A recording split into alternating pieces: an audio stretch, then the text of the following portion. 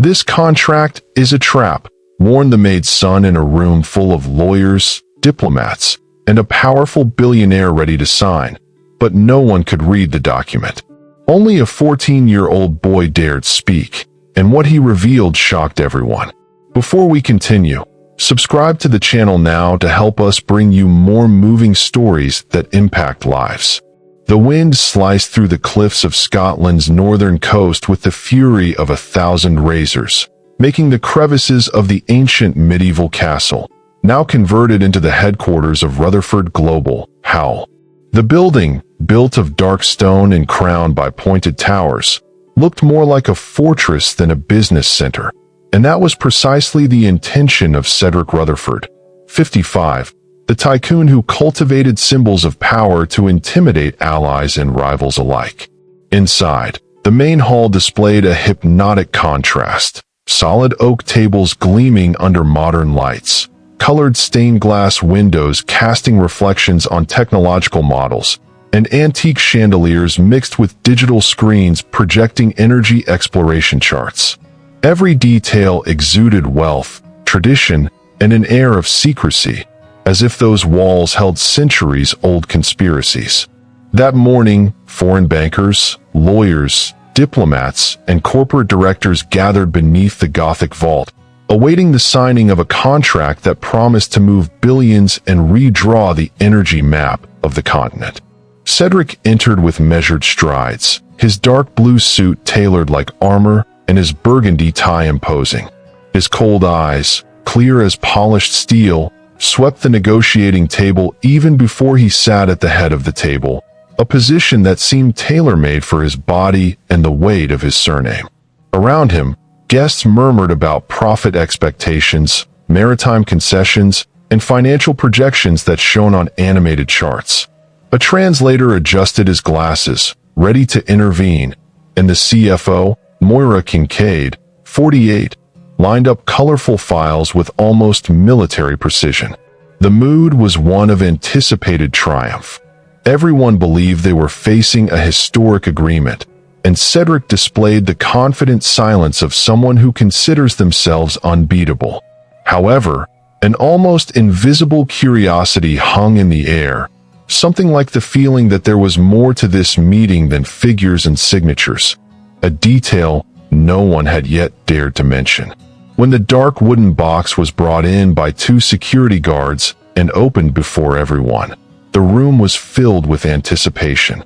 Inside lay the contract, sealed with red wax, bearing a strange coat of arms that resembled a wolf among broken stars. Cedric broke the seal with a firm gesture, unrolled the leather covering the document, and tossed the first sheet onto the torchlit table. The translator leaned forward, took a deep breath, and tried to read, but his words died before they could be born. The handwriting was unfamiliar, the language belonged to none of the ones he knew, and strange symbols leaped from the lines like riddles. A heavy silence fell over the room. Lawyers frowned. Diplomats glanced at each other suspiciously, and Cedric narrowed his eyes as if he could force the text to reveal itself. Then, everyone understood at once. This billion-dollar contract was written in a language none of them could decipher, and without translation, their entire fortune could be ruined.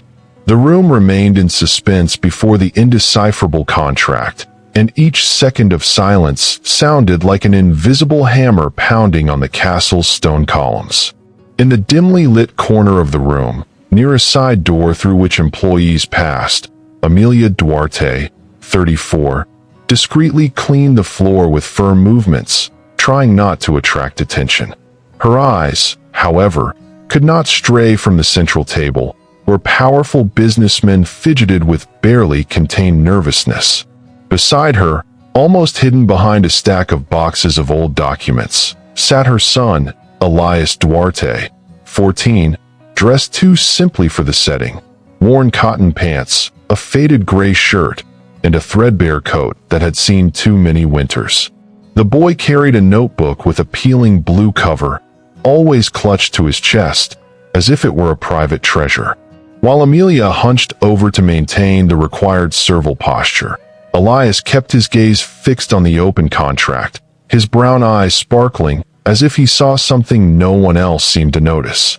Since childhood, Elias had taken refuge in the abandoned books in the castle's ancient library, dusty volumes containing dead languages, forgotten grammars, and stories of distant peoples.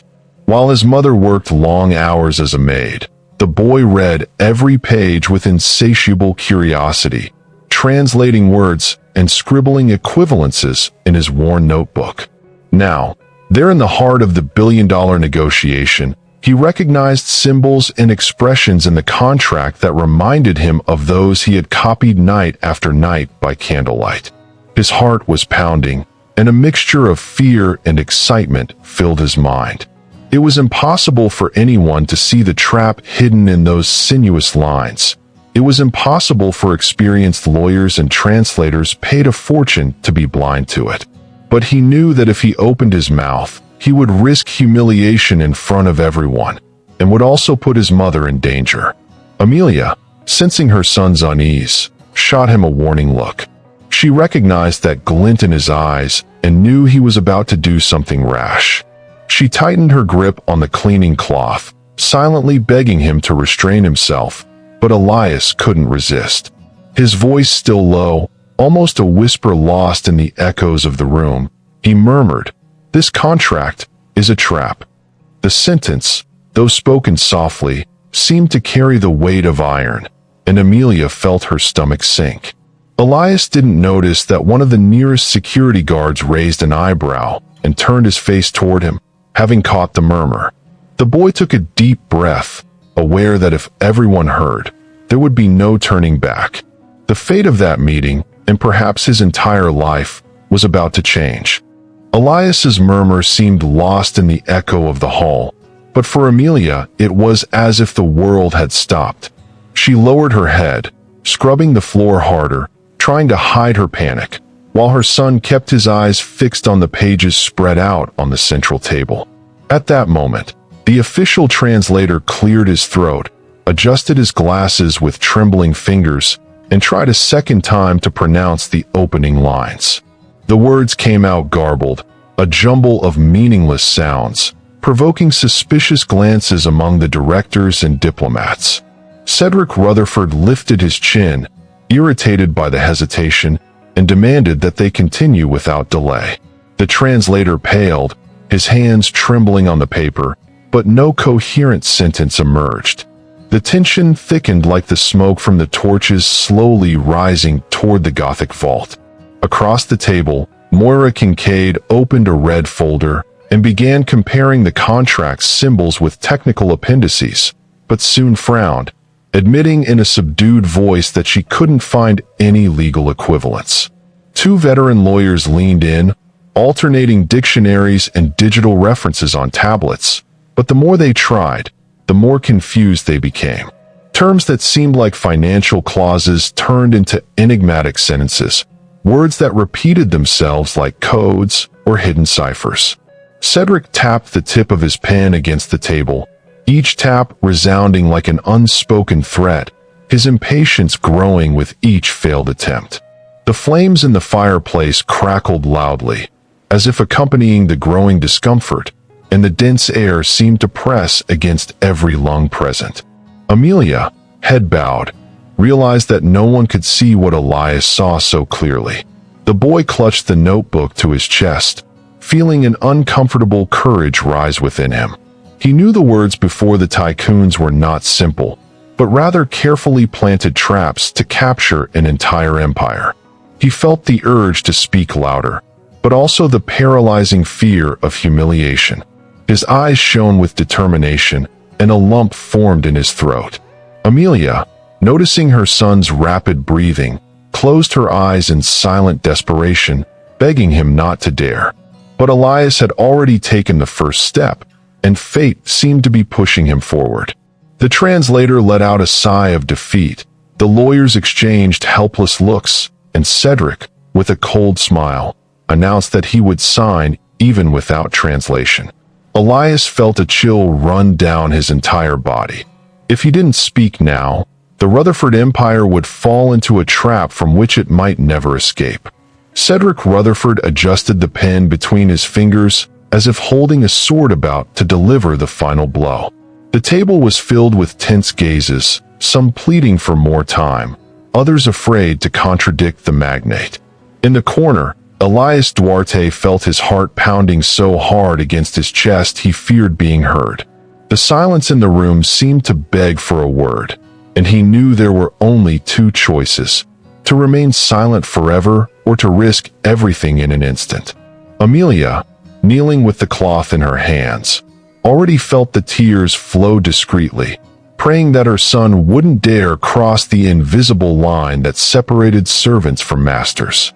But Elias could no longer contain his heavy breathing, and the sentence that had once escaped as a whisper now rose in a firm voice, clear enough to carry across the room. "This contract is a trap."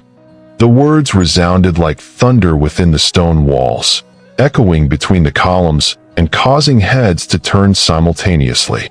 Bankers frowned, diplomats bowed in disbelief, and lawyers widened their eyes as if they had witnessed sacrilege. Cedric slowly raised his gaze to the direction the voice had come from, slowly realizing it hadn't come from any of his specialists, but from the dark corner where a maid and her son were positioned. Amelia held her breath, wishing she could disappear into the floor, but it was too late.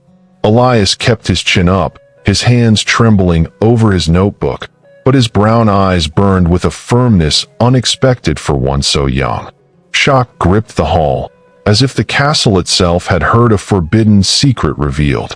An icy silence fell over everyone until Cedric, after a few seconds of disbelief, burst into laughter. The laughter echoed like shrapnel, a mixture of mockery and fury, while the guests looked at each other, not daring to join in. "The maid's son has become an interpreter now," he said, between laughter and venomous sarcasm, shaking his head as if listening to an absurd joke. Amelia blushed, and she tried to pull Elias by the arm, but he resisted, digging his heels into the floor as if refusing to back down. The room was divided between the forced laughter of some and the silent bewilderment of others. Cedric, still laughing, leaned over the contract and threatened to sign it in front of everyone, as if to prove that nothing could shake him. Elias, however, did not look away. Within him, the flame of truth burned, and everyone would soon understand that that youthful voice would not be so easily silenced. Cedric Rutherford maintained his mocking smile as he twirled the pen in his fingers, ready to transform it into a symbol of power before those present. The room, however, no longer breathed the same way. Some glances exchanged silent doubts. Others remained fixed on Elias, as if trying to understand the source of such audacity. The boy, feeling the crushing pressure, clutched the notebook to his chest, hesitated for a moment, and finally took a step forward, moving away from the shadows where he had been hiding. Amelia tried to grab his wrist, but Elias escaped with the determination of someone who had already accepted the risk. In a firmer voice, he pointed to the second page of the contract on the table and, before dozens of incredulous faces, explained that those lines concealed secret clauses capable of handing over all the energy exploration lands to an unknown foreign company. A murmur spread through the room, like the crackling of logs in a fireplace on a cold night. The nearest lawyers craned their necks to check the indicated passage, but none of them dared confirm it immediately. Cedric arched his eyebrow in amusement, as if watching a poorly rehearsed play. "A 14-year-old boy discovers what our experts can't," he asked ironically, drawing nervous laughter from some guests trying to please him. Elias, feeling the weight of the attention, opened his notebook with its peeling blue cover and revealed pages covered in scribbles, symbols, and handwritten translations. The notes, though irregular, revealed that he had been studying that dialect for months, copying words, deciphering patterns, and connecting meanings. The silence fell again, this time denser, as if every gaze was divided between belief and doubt. Cedric leaned forward, the cold smile still plastered to his face, but his eyes flashed with irritation. "So tell us, boy, what else is hidden in this contract?" he teased, convinced that Elias would contradict himself in front of everyone. The boy took a deep breath, swallowed his fear, and translated an entire paragraph aloud, revealing an irrevocable debt acknowledgement clause that would transform Rutherford Global into a mere subsidiary of the foreigners. The words echoed through the room and fell like hammer blows on the stone columns. Amelia covered her mouth with her hands. The directors exchanged dark glances, and the diplomats shifted uncomfortably. The flame in the fireplace seemed to burn brighter, illuminating Cedric's pale face, which held a frozen smile only to hide its impact. For the first time, the tycoon realized that perhaps this wasn't just a bluff. Perhaps this boy had truly unearthed a truth that could destroy his empire. The room, which had previously vibrated with the confidence of a billion-dollar deal, was now filled with an uncomfortable silence. Every glance alternated between the contract, the boy in plain clothes, and the tycoon trying to maintain his aura of control. Amelia stood motionless, the cleaning cloth clutched tightly in her hands, her heart pounding so hard it seemed to echo off the marble beneath her knees.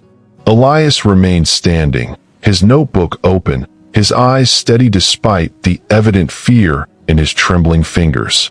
The weight of the revelation loomed over everyone like a huge shadow, but Cedric, in his arrogance, slowly rose from his leather chair, letting his pen hit the table with a sharp click. The sound resonated like a sentence, and some directors swallowed hard, aware that their boss was about to react brutally. "A cheeky brat dares dictate the course of Rutherford Global?" Cedric said, his voice deep and full of contempt. His words echoed off the stone columns, reverberating like thunder among the medieval tapestries. He walked over to the contract, pulled it violently toward him, and held the sheet up in front of everyone, as if defying fate. "I will sign it, and I will prove that no childish delusion can shake this corporation." His sarcastic laugh cut through the air, but it no longer resonated with the same echo as before.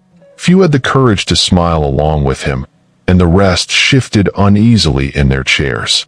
Amelia closed her eyes, her body trembling at the possibility that everything would turn against her son. Instinct screamed to drag him away, but she knew that any gesture now would only increase the tycoon's fury. Elias, feeling the cold of Cedric's gaze boring into him, swallowed hard and lifted the notebook containing his notes. "Read here, sir," he said, his voice firm despite the lump in his throat. "Signing this document condemns your company to ruin." A murmur ran through the guests, and even some foreign diplomats exchanged uncomfortable glances, as if the boy had touched on something they'd rather keep hidden. Cedric smirked, trying to ridicule the scene, and pushed the first page of the contract toward the table, as if dismissive of the threat. But when the pen touched the paper again, everyone held their breath, and the fear that a single signature would destroy the empire hung over the room like a blade about to fall.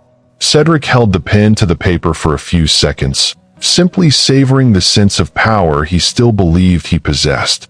The room, however, no longer vibrated with the same obedience. Suspicious glances roamed the table, and a barely perceptible murmur grew among the advisors and diplomats. Elias took a deep breath, opened the notebook with its peeling blue cover, and, with trembling hands, revealed entire pages covered in scribbles and homemade translations. Symbols, arrows, notes in English, and even crossed out words betrayed months of solitary dedication. He placed the notebook on the side table with the boldness of someone offering evidence in court. Amelia, motionless near the wall, had tears welling up in her eyes, aware that their lives could change forever with that gesture. One of the veteran lawyers, driven by curiosity, leaned over to check the notes. As he followed the improvised translation, he realized that the passage the boy had indicated coincided with obscure clauses that none of them had been able to interpret. The silence in the room grew heavier, and the crackling of the fireplace seemed to mock the discomfort of those present.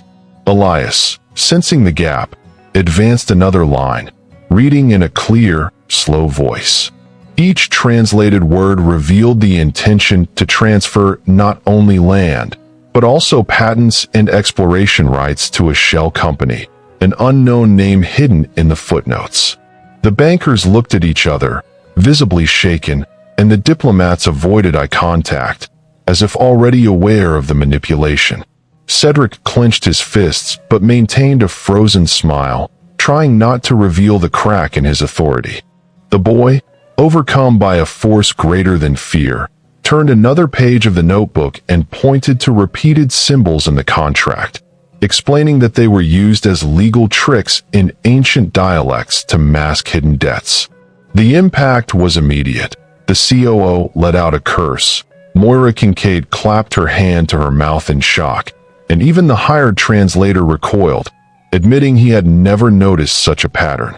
Cedric stood up suddenly, his chair scraping against the stone floor with a crash, and glared at Elias with eyes flashing with anger. The laughter that had previously echoed through the room had faded, leaving only the suffocating silence of an uncomfortable truth. Everyone waited for the next move, and the feeling was that something irreversible was about to happen. Cedric stood, his broad shoulders casting a shadow against the stone walls lit by the fire. His smile, forced and cold, tried to convey confidence, but the slight tremor in his hands betrayed the fury he contained. He glared at Elias with a contempt that seemed capable of crushing anyone, but the boy remained firm, holding the notebook open like a shield. The magnate took a deep breath, then let out a hoarse, mocking laugh. "You expect me to believe a street urchin, the son of a maid?" he teased, and some guests, fearful of contradicting him, laughed along in a false, hesitant chorus. But the laughter didn't echo with the same force as before. Instead, it died in the air, swallowed by the growing tension that gripped the room. The lawyers, already unconvinced, leafed through the contract as if desperately searching for a loophole to refute the boy's accusations. But the more they read, the more confused they became. The translator, now pale, admitted he didn't recognize half the terms used.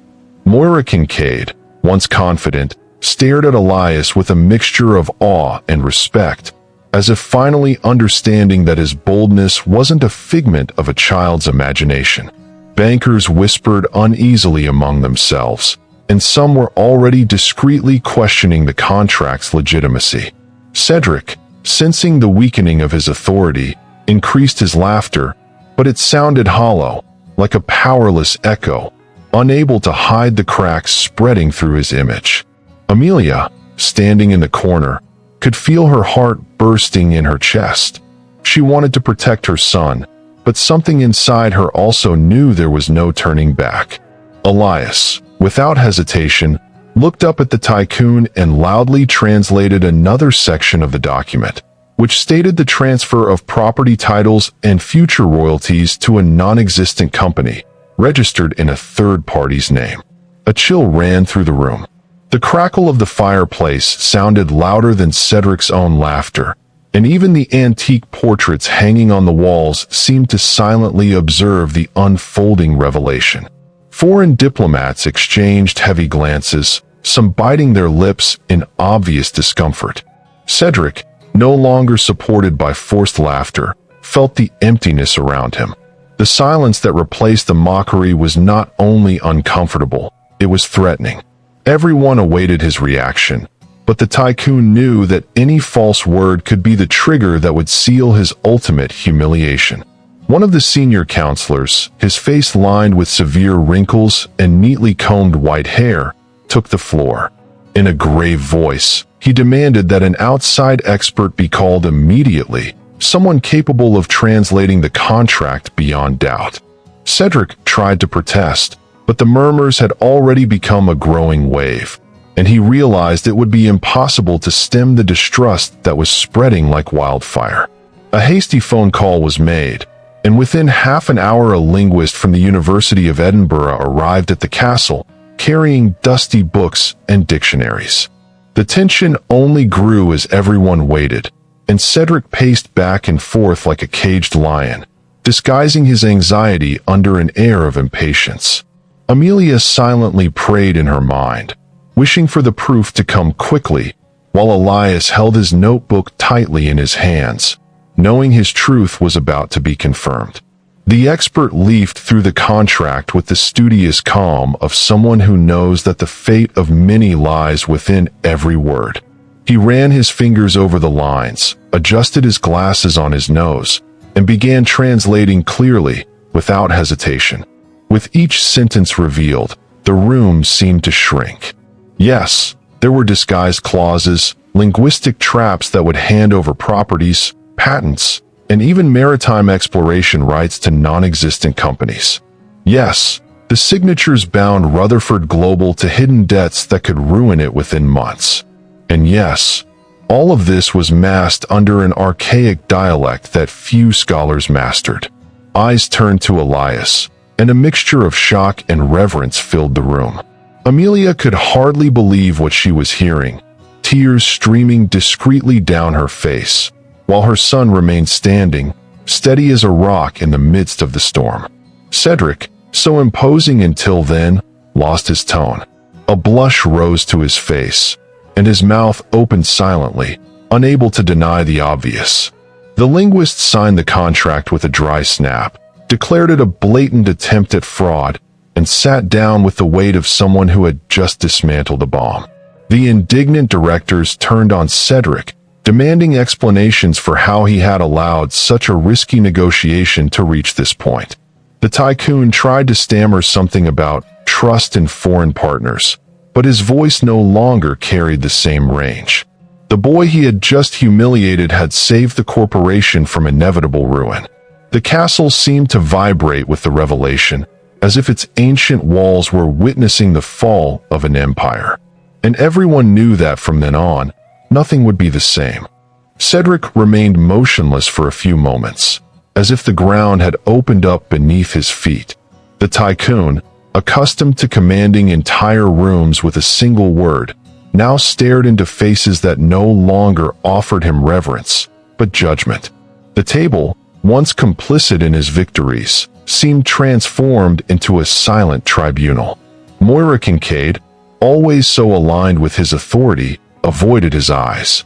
Bankers whispered among themselves, calculating the damage to Rutherford Global's reputation, while foreign diplomats discreetly withdrew, fearing being associated with the scandal. Cedric placed a hand on his tie, loosening it, trying to catch his breath, but every movement felt like an admission of weakness. The arrogant laugh that had defined him until minutes ago now echoed only as a bitter memory, reverberating against the castle walls like cruel mockery. Elias, still standing, said nothing more. He didn't need to. His silence was living proof that the truth had already been exposed. Amelia, however, trembled with worry, knowing that the humiliation of such a powerful man could easily turn into revenge. She approached her son, holding his arm, as if to remind him that, even in the face of triumph, prudence was still necessary. But Elias maintained a firm, almost defiant gaze, as if he understood that this was the moment when he could not back down. The image of the simple boy, in shabby clothes, confronting the richest man in the region was etched in everyone's minds like a scene impossible to erase. The contrast between them was symbolic of truth defeating power. Cedric, overcome by a mixture of rage and shame, slammed his hand on the table, making the crystal glasses tremble. "Enough," he shouted, but his voice sounded more like a plea than a command. The directors remained silent, and this silence hurt more than any insult. The magnate realized he had lost not only the trust of his allies, but also the authority that had always sustained him. For the first time in years, there was no applause, no agreement, no fear.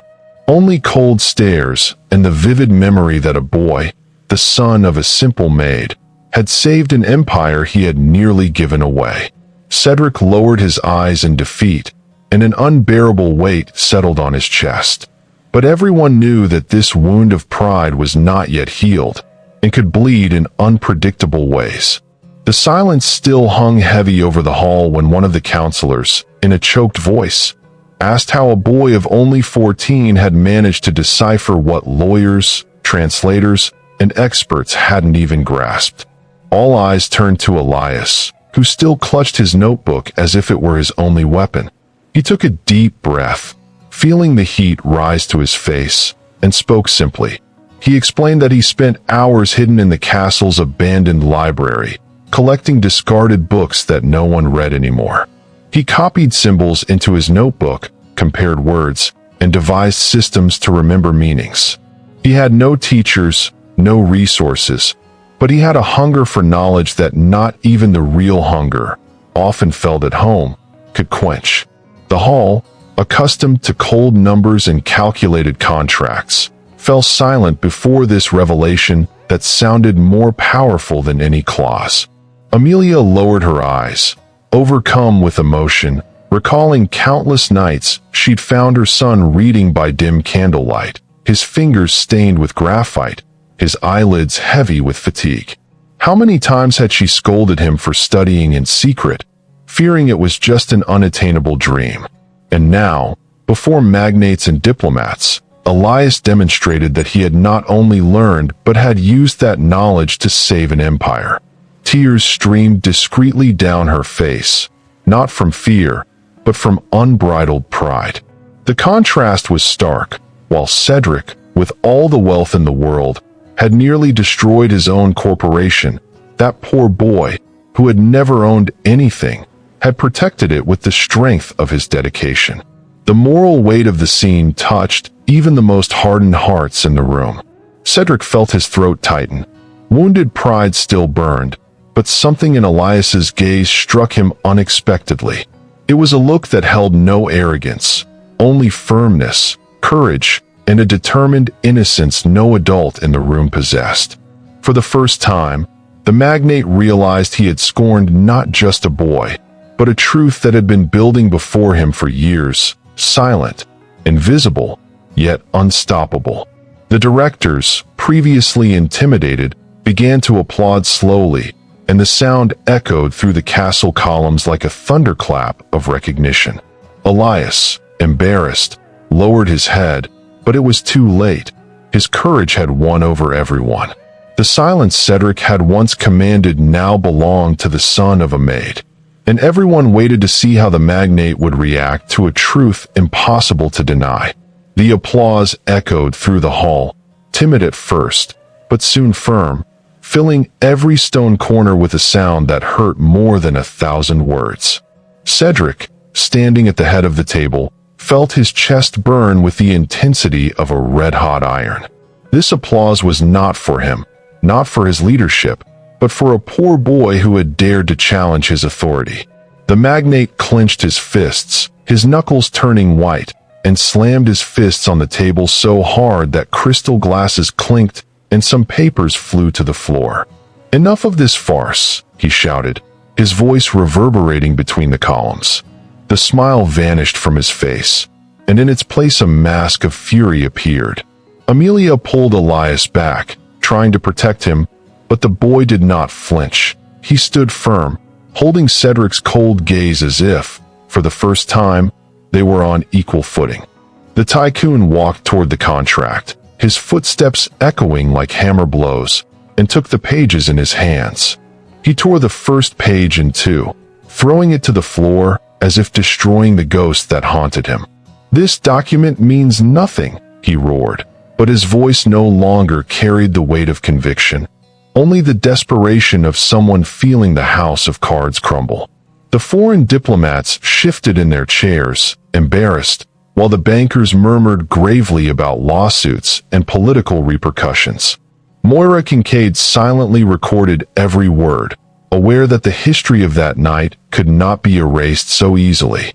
Elias, watching the tycoon tear up the contract, understood that victory lay no longer solely in the exposed clauses, but in having forced the most powerful man in the room to admit his defeat before everyone. But Cedric was not the kind of man to bow without a fight. In a final gesture of pride, he raised his voice, declaring that the meeting was closed and that no one would speak of what had happened again. "This matter dies here," he said, trying to assert his usual authority. But the echo of his words rang hollow, like a cracked bell. The directors, who had previously cowered before his wrath, now stared at him steadfastly. Some rose from their chairs, not to follow him, but to walk away.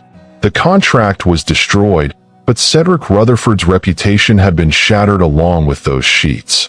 Elias silently observed the scene with a maturity beyond his years, aware that a war had just been fought, and won, without him needing to raise anything but his own voice. That night ended in awkward silence. But the next morning the corporate castle was no longer just a symbol of power. It had become the stage for an unstoppable revelation. Scottish newspapers carried bold headlines. 14-year-old boy unmasks billion-dollar fraud at Rutherford Global. The news spread with astonishing speed, crossing borders and reaching the screens of newspapers in London, Paris, and even New York.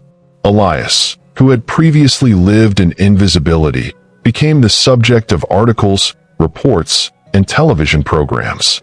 Photos of his frail, plainly dressed figure were contrasted with images of Cedric Rutherford at the height of his power, and the world seemed to savor the irony of justice. Amelia, upon seeing the newspapers for the first time, felt her chest swell with an almost unbearable pride, but also with fear. The higher her son climbed, the greater his fall could be if the powerful decided to retaliate. Prestigious universities sent letters within days, offering scholarships and special programs for young prodigies in linguistics and cryptography. Renowned professors traveled to the small stone house where Amelia and Elias lived, eager to meet the boy who had defied tycoons with nothing but a scribbled notebook. Elias, shy, accepted the praise with the naturalness of someone who still didn't grasp the magnitude of what he had accomplished. He continued to study in silence, but now with new books donated by institutions that saw in him a promise for the future. Amelia, accustomed to long hours of invisible work, was now greeted with respect and curious glances, as if the dignity she had been denied for years had finally been restored by her son's courage. Meanwhile, Cedric Rutherford shut himself away in his mansion in the hills, surrounded by high walls and shuttered windows. His once immaculate image was under fierce public attack. Financial magazines portrayed him as the man who nearly destroyed his empire through arrogance, and columnists repeated the episode as a metaphor for the fall of pride in the face of truth. Advisors left their positions, investors withdrew funds, and Rutherford Global staggered, still standing thanks to the boy Cedric himself had scorned. But the tycoon would not surrender completely. In the silence of his chambers, he nurtured a flame of revenge mixed with a strange sense of moral debt. The struggle between his wounded pride and the need for redemption was far from over, and everyone knew that, sooner or later, he would have to face Elias again. Cedric walked alone through the empty halls of his hillside mansion, each step echoing like a reminder of his defeat. The walls, covered in paintings of illustrious ancestors, no longer inspired pride, but silent accusation. The tycoon who once ruled meetings with an iron fist could now barely hold his own reflection in the gilded mirrors. His once shielded reputation had been publicly shattered, and the weight of humiliation crushed him more than any financial crisis he had ever faced. He would sit before the fireplace for hours, staring lost in the flames, hearing the same phrase repeated in his mind like a relentless echo. "This contract is a trap." Elias's youthful voice haunted his dreams, and the mocking laugh he had given that day was turning into a nightmare.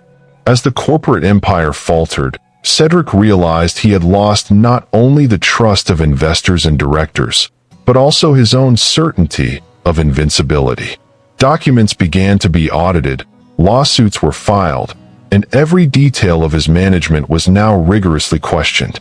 People who had once flattered him now avoided his name, fearing association. For the first time, Cedric experienced true loneliness, the kind that neither mansions, nor armored cars, nor full coffers could silence. Pride, which had been his greatest shield, now became his prison. Yet, within him, a restless spark remained. The memory that he had been saved from ruin not by lawyers, not by partners, but by the son of the woman he had always ignored. In the heavy silence of that night, Cedric rose from his armchair and made a decision he had never imagined. He donned a simple coat, devoid of the status symbols he so cherished, and left the mansion, accompanied only by the sound of the wind against the hills.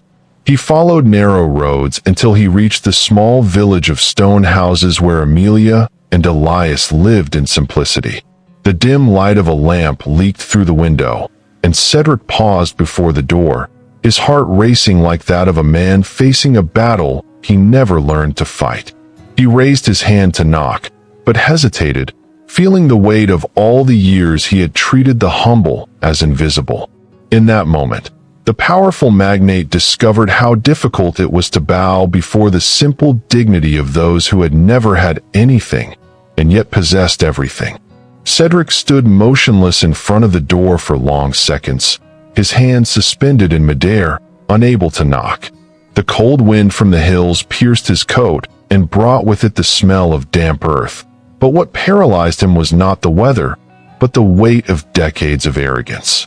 When he finally summoned his courage, his knuckles gently rapped against the worn wood, producing an almost timid sound, far from the imposing presence that had always accompanied him. The door opened slowly, revealing Amelia, in a simple apron, her eyes surprised and suspicious as she found the magnate on her doorstep. For a moment, no one said anything. Two worlds that should never have met stared at each other, united by an event that could no longer be forgotten. Cedric lowered his head, a rare gesture in his life, and asked to speak with her and Elias. Amelia hesitantly allowed him to enter. The small stone room, warmed by a modest fireplace, seemed more welcoming than any meeting hall Cedric had ever frequented. The tycoon looked around, feeling out of place among the worn furniture and makeshift shelves, but also strangely touched by the simplicity that oozed dignity. Elias appeared soon after, still holding the notebook, his brown eyes fixed on the man who had earlier mocked him in front of everyone. The silence that formed was heavy, but Cedric, fighting his pride, finally let the words escape. "You were right. I was wrong." The sentence sounded harsh, scratched by internal resistance, but sincere as ever. Amelia crossed her arms, standing firm, not granting Cedric the ease of immediate forgiveness. "My son didn't have to go through that, Mr. Rutherford," she said, her voice firm but choked with emotion. Elias remained silent, simply staring, as if trying to decipher whether the man before him was the same one who had humiliated him at the castle. Cedric took a deep breath, and for the first time in a long time, completely set aside his pride. "You saved my company, you saved my family's name. I didn't see what was before me." The words sounded like surrender, and in that instant, the atmosphere in the room changed. Elias lowered his notebook, and a slight nod was enough to show that, although the wounds were still raw, the seed of forgiveness was beginning to germinate. Cedric returned to his mansion that night with the weight of his pride finally broken, but also with a firm decision hammering at his core. Days later, before the corporate board and the press that still swarmed Rutherford Global's every move, he announced something that took everyone by surprise: the creation of an educational fund financed with part of his personal fortune, intended for young people from humble backgrounds who demonstrated academic talent. The first beneficiary, he declared firmly, would be Elias Duarte, the boy who had saved his company and taught him a lesson greater than any contract. Cameras captured the moment, and newspapers around the world printed the images. The tycoon who had laughed at a boy now publicly acknowledged his wisdom. It was the gesture that transformed his humiliation into partial redemption, although it did not erase the mistakes of the past. Elias, though reluctant, accepted the opportunity. The humble village where he had grown up was still his home, but now new books arrived every week. Professors traveled to teach him, and invitations from international universities competed for his attention. Amelia, moved, watched her son grow wings she had never known, grateful to see him treated with respect rather than contempt. Cedric, for his part, remained close, not with the arrogance of before, but with the humility of someone who understood a debt impossible to repay in full. The contrast between the tycoon and the boy remained visible, but now it was not marked by contempt. It was the symbol of two worlds that had intersected and transformed. In the stone corridors of the corporate castle, directors and employees still spoke of the episode as if it were a living legend. Many said they would never forget the moment a youthful voice broke the silence and warned, "This contract is a trap." That phrase echoed as an eternal reminder that power without wisdom is certain ruin, and that truth can emerge from the most unlikely places. Elias, the maid's son, had become the unwitting guardian of a corporation, and Cedric, the once arrogant tycoon, had learned that no amount of laughter can silence courage. The ending was not only the salvation of a company, but the transformation of all who witnessed that day. Proof that even the most imposing fortresses can be shaken by a single voice. If this story touched your heart, subscribe to the channel now, activate the bell, and share. This way, you'll help us bring you more moving stories that impact and transform lives. Thank you so much for your support.